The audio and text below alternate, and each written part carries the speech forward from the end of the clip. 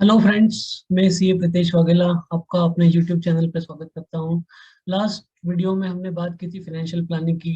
तो बिना इंश्योरेंस के फाइनेंशियल प्लानिंग तो अधूरी रहती है। तो सबसे पहले हम बात करेंगे यहाँ पे। मैं अपना फर्स्ट टॉपिक ही लेने जा रहा हूँ आज वैसे। तो फर्स्ट टॉपिक में हम बात करेंगे यहाँ पे इंश्योरेंस की। Insurance, there are an number of insurance available. Like general insurance और लाइफ इंश्योरेंस, दो तरह के इंश्योरेंस तो आप जानते ही हो।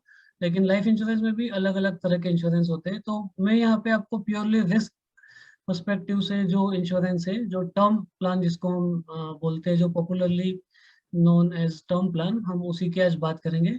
सो ज़्यादा देर नहीं करते हुए चलो टर्म प्लान की बात करते हैं। तो let's discuss what is term insurance. Term insurance is nothing but it is also life insurance only, जो कि एक स्पेसिफिक टर्म के लिए होता है ना। इसके बाद इसमें क्या है कि ये प्योर रिस्क के लिए होता है। इसमें आपका कोई मैच्योरिटी पे आपको कुछ भी अमाउंट रिफंड नहीं मिलता है। ये कोई इन्वेस्टमेंट नहीं है। ये आपकी फैमिली को फाइनेंशियल ट्रबल से बचाने के लिए, in in case of unforeseen event, अगर आप नहीं रहते हो खुदा ना खास्ता, तो फिर आपको, आपकी फैमिली को जो भी आपका सम एश्योर्ड है वो अमाउंट मिल जाता है। How it is different from the other insurance policies. तो दूसरी पॉलिसीज में क्या होता है कि आपको एक सम एश्योर्ड मिलता है।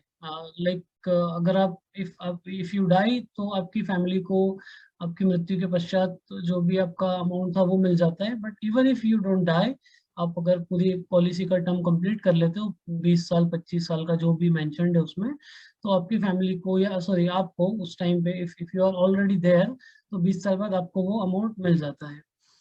दूसरी चीज है कि भाई ये कैसे डिफरेंट है। तो उसके लिए आप, जो आप नॉर्मल पॉलिसीज लेते हो उसमें आपको एक बड़ा अमाउंट देना पड़ता है और उसके बदले में आपको रिस्क कवर इतना नहीं मिलता है। जबकि यहाँ पे क्या होता है कि आप अगर if you are age of 30, so आप एक 10-12 हज़ार रुपए दे के आपकी लाइफ को 1 करोड़ के लिए सिक्योर कर सकते हो, वो भी अगले 30-35 सालों के लिए।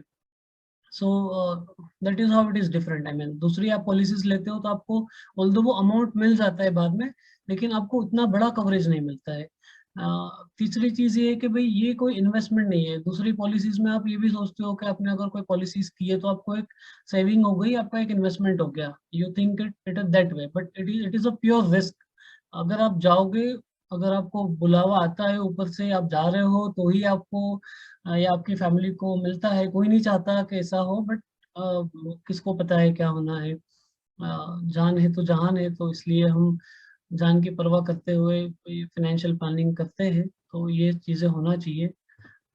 दूसरा अगला पॉइंट आ गया कि भाई दिस इज नॉर्मली, ये जो है नॉर्मली आपके रिटायरमेंट की एज तक लिया जाता है। लाइक दूसरी पॉलिसीज जो होती है वो 10 12 15 25 साल के लिए हो सकती है, लेकिन ये normally if you are 25 years of age, तो आपको नॉर्मली 35 सालों तक का तो लेना ही चाहिए। Like you are going to retire at the age of 60 और 65, तो accordingly you can calculate who and why one should buy this policy. If you are the only man earner of your family, you are the only earner or you are the man earner, आपके पास बहुत सारी responsibility है। आपने घर ले रखा है, आपके घर का लोन चल रहा है, 25-50 लाख का लोन है आपका, या आपके बच्चों का एजुकेशन पेंडिंग है ना, या फिर आपका कोई भी आपके पास फाइनेंशियल बर्डन्स है, आपकी बहुत सारी रिस्पॉन्सिबिलिटीज है। लाइक यू डोंट, आपका कोई बहुत बड़ा कॉर्पस नहीं है। अभी आपको किसको लेना चाहिए, तो हम बात कर लेते हैं कि यहाँ पे एक बंदा है जिसके पास में जो उसकी फैमिली का होलसेल अर्नर वही है, उसके पास उसके पेरेंट्स है, उसके बच्चे हैं, उसकी वाइफ है। So he is the only earner and he has a loan of around 30-40 lakhs। So he must buy term insurance, because अगर खुदा ना खास्ता उसको कुछ हो जाता है, वो नहीं रहता है, तो एटलीस्ट उसका, उसके जाने के बाद में वो, उसकी फैमिली को एक बड़ा अमाउंट मिल जाता है। उसके बच्चों की जो भी एजुकेशन है वो कंप्लीट हो सकता है। तो इसलिए टर्म प्लान, मतलब उसको तो लेना ही चाहिए। अब कंपैरिजन कर लेते हैं कि अभी टर्म प्लान में बहुत सारी चीजें होती है कि आपको, जैसे मैंने आपको बताया ना कि आप लाइक यहाँ पे ये ले रहे हो LIC के साथ में, जैसे आप जाते हो तो आपको नॉर्मली क्या होता है कि आप अपने बच्चे के नाम पे भी ले लेते हो या आप अपने नाम पे भी लेते हो। तो आपको एक जब भी आपकी पॉलिसी टर्म खत्म होता है तो आपको 20 साल 25 साल के बाद में एक सम अश्योर्ड अमाउंट मिल जाता है। तो आप वैसे लेते हो। इसमें वैसा होता नहीं है, लेकिन आजकल यहाँ पे भी कुछ लोगों को लुभाने के लिए, या कुछ लोगों को शायद मैं कहूँगा तो बेवकूफ बनाने के लिए, इन लोगों ने ये जो है ये भी आपको आजकल रिफंड का ऑप्शन दे रहे हैं, but I am totally against it. इसको बिल्कुल भी नहीं लेना चाहिए। क्यों नहीं लेना चाहिए, जरा समझते हैं इसको। लाइक हमारे पास में दो तरह के प्लान है। एक प्लान है जिसमें आपको कोई रिफंड नहीं मिलेगा, दूसरा में आपको रिफंड मिलेगा। से हमने एक एग्जांपल लिया, इसमें एक पर्सन है जिसकी एज है 30 ईयर्स। दोनों ही केसेस में उसको कवर चाहिए 65 ईयर्स तक की एज का। सम अश्योर्ड है 1 करोड़ का। प्रीमियम अमाउंट यहाँ पे आता है, ये मैंने पॉलिसी बाजार पे देख के लिया है, और ये शायद मैक्स लाइफ का है if I am not wrong. तो ये 10,930 का प्रीमियम आता है, यहाँ पे 19,000 का आता है प्रीमियम। तो प्रीमियम आप देख रहे हो लगभग 9,000 रुपये से बढ़ गई है। टोटल अमाउंट जो आप पे करते हो ओवर पीरियड ऑफ 35 ईयर्स, वो आप यहाँ पे 3,27,900 दे रहे हो, यहाँ पे आप 5,95,350 दे रहे हो। अगर दोनों का डिफरेंस देखें हम हर साल का, तो आप कुछ 8,915 रुपये का एक्स्ट्रा अमाउंट दे रहे हो। ठीक है, यहाँ पे आप 8,915 नहीं दे रहे हो, यहाँ पे आप 8,915 दे रहे हो, ताकि आपको जो पूरा अमाउंट आपने दिया वो आपको, अगर आपकी डेथ नहीं होती 65 ईयर्स में, तो आपको वो वापस मिल जाए पूरा पैसा।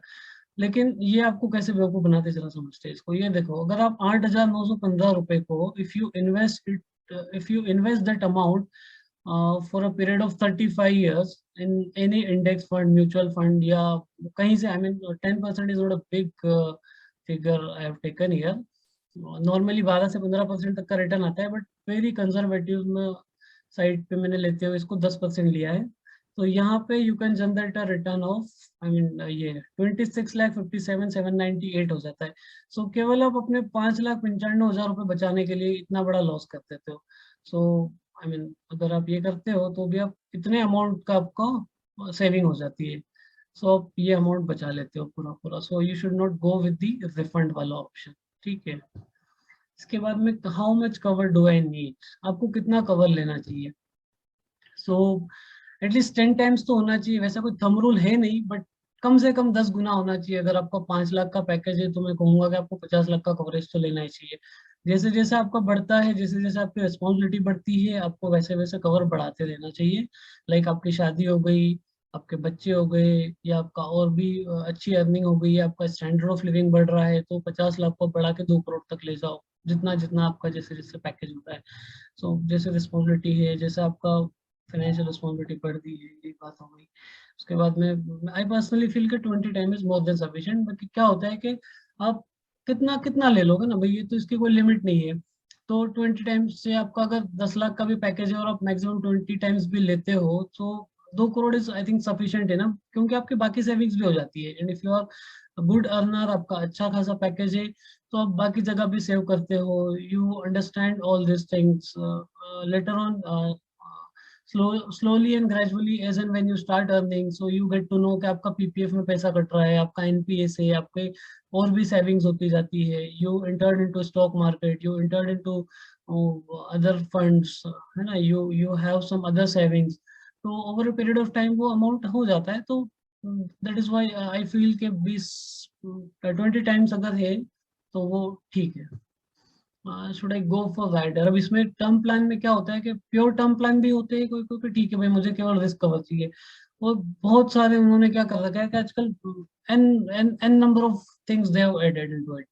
सो इसमें लाइक समझते हैं कि एक्सीडेंटल बेनिफिट से कहीं कहीं इंश्योरेंस बोलता है कि भाई आपको इंश्योरेंस, कहीं कहीं पे इंश्योरेंस कंपनी बोलती है कि आप मुझे इतना प्रीमियम दे दो, 1,500-2,000 रुपये ज्यादा दे दो, और आपको अगर एक्सीडेंट होता है तो आपकी फैमिली को 10 लाख रुपए एक्स्ट्रा मिलेंगे, 20 लाख एक्स्ट्रा मिलेंगे, या डबल अमाउंट मिल जाएगा। So you should decide, I mean आपका आप इसमें आपको डिसाइड करना पड़ता है कि आपको एक्सीडेंटल बेनिफिट लेना है या नहीं लेना है। Critical illness, an number of an number of critical illness they mention, कहीं पे 30 है, कहीं पे 40 है, 30-40 तरह के डिसीज है उन्होंने, लाइक कैंसर, हार्ट अटैक, उसमें भी कितनी सिवियरिटी है उसकी, उसके हिसाब से उन्होंने कवर किया हुआ है। तो ये मुझे क्रिटिकल इलनेस थोड़ा सा ठीक लगता है। अगर आप जितना ज्यादा सम, ज्यादा उसका इंश्योरेंस अमाउंट नहीं है, तो आप क्रिटिकल इलनेस में फिर भी जा सकते हो आई थिंक। एक्सीडेंटल बेनिफिट आप अलग से भी ले लोगे तो शायद उतना ही पड़ता है, क्योंकि एक्सीडेंटल बेनिफिट में वैसे भी आपकी प्रीमियम उतनी ज्यादा नहीं बढ़ती, लेकिन क्रिटिकल इलनेस में आपको शायद बाद में ना मिले, बाद में प्रॉब्लम आ सकती है। अगला होता है आपका प्रीमियम वेव ऑफ का ऑप्शन, कि अगर आप खुदा ना खास्ता आपको कुछ ऐसा एक्सीडेंट हो जाए जिसमें आपकी डेथ तो नहीं हो रही है, लेकिन आप कुछ करने लायक ही नहीं रहते हो, हाथ पांव टूट गए आपके। सो कंपनी बोलती है कि अगर ऐसी कुछ केस होता है, आपकी आंखें चली गई, हाथ पांव टूट गए, आप कुछ करने लायक ही नहीं हो, तो हम प्रीमियम वेव ऑफ कर देंगे, लेकिन उसके लिए आज हमको आप 200-500 रुपये एक्स्ट्रा बढ़ा के दे दो। सो यू कैन डिसाइड आपको, आपका कैसा जॉब है, आपका कैसा नेचर का काम करते हो, आपको कितनी प्रोबेबिलिटी है ये सब होने की। सो अगर अमाउंट बहुत ज्यादा नहीं है, so you can think of it. Health के लिए भी आजकल हार्डली दो कंपनीज का मैंने देखा, अभी रिसेंटली मैंने चेक किया था, तो सिर्फ टाटा एआई एंड आदित्य बिरला, ये दो ही कंपनी है जो हेल्थ का भी इसमें कवर दे रही है। तो ये मुझे सबसे अच्छा लगता है। शायद अगर आप जैसे आज की डेट में ले लो, तो मैंने चेक किया था कि 30 साल के बंदे के लिए आपको उसमें सिर्फ यू हैव टू पे additional 2000 for around for cover of 15 lakh और 20 lakhs। तो अगर आप तो उसमें आपका सारे डिसीजेस कवर हो जाते हैं। सो ये शायद आप ले सकते हो, ये मुझे पर्सनली लगता है कि ये लेना चाहिए आपका एड ऑन में। अगली बात करते हैं हम प्रीमियम रिफंड ऑन। तो वो तो मैंने बता ही दिया कि वो आपको बिल्कुल भी नहीं जाना चाहिए, मतलब एक बिग नो है उसके लिए, तो not at all you should go with this refund वाला option. Things to remember while buying the term plan, क्या क्या चीजें आपको ध्यान रखनी चाहिए ये देख लेते हैं। You should disclose all the information correctly. Like if you are a political influential person, then you should disclose there. वहाँ पे options आते हैं. If you are in army, police service, तो वहाँ पे options आते हैं. If you are a drinker, smoker, तो वो सब आपको चीजें disclose करना चाहिए। अगर आप disclose नहीं करते हो, later on आपको अगर कभी कोई क्लेम करने की जरूरत पड़ जाती है आपकी फैमिली को, एंड लेटर ऑन अगर company people get to know about it, insurance company वाले लोगों को पता चलता है कि you have hide this information, तो आपका क्लेम रिजेक्ट होने के चांसेस है। उसके बाद है कि आपको जो भी आपको कंपनी कैसे चूज करना है, तो आपको इरडा की साइट पे, insurance regulatory and development authority, IRDA की साइट पे आपको मिल जाएगा, या आप ऐसे गूगल करोगे तो शायद आपको मिल जाएगा, पॉलिसी बाजार में या और भी अलग अलग वेबसाइट्स पे दे मेंशन कि कौन सी कंपनी का क्लेम सेटलमेंट रेशो कितना है। तो मुझे सबसे ज्यादा अभी शायद मैक्स लाइफ इंश्योरेंस का ही लगा है, एलआईसी का भी बेस्ट है। और बट एलआईसी की ना प्रीमियम अमाउंट बहुत ज्यादा है। I mean if you can bear that, you must go with LIC. Otherwise अगर आपको प्राइवेट इंश्योरेंस में जाना है, तो मैक्स लाइफ का क्लेम सेटलमेंट भी अच्छा है, एंड उनका प्रीमियम भी थोड़ा सा कम है। बाकी आप एचडीएफसी लाइफ देख सकते हो, आईसीआईसीआई प्रूडेंशियल लाइफ देख सकते हो, एंड काफी कंपनीज है उसमें। उसके बाद में हम देखते हैं कि आपको सारी टर्म्स एंड कंडीशंस को अच्छे से पढ़ लेना चाहिए। उसमें अगर आपने सारी टर्म्स एंड कंडीशंस नहीं पढ़ी है, तो आपको कभी भी दिक्कत हो सकती है। टेक सफिशिएंट कवर, लाइक मैंने आपको मेंशन किया है कि 10 टाइम्स तो मिनिमम है, आप 20 टाइम्स तक ले सकते हो। उसके बाद आता है कि वो मैंने आपको बता ही दिया है कि हेल्थ बेनिफिट का भी आपको ले लेना चाहिए।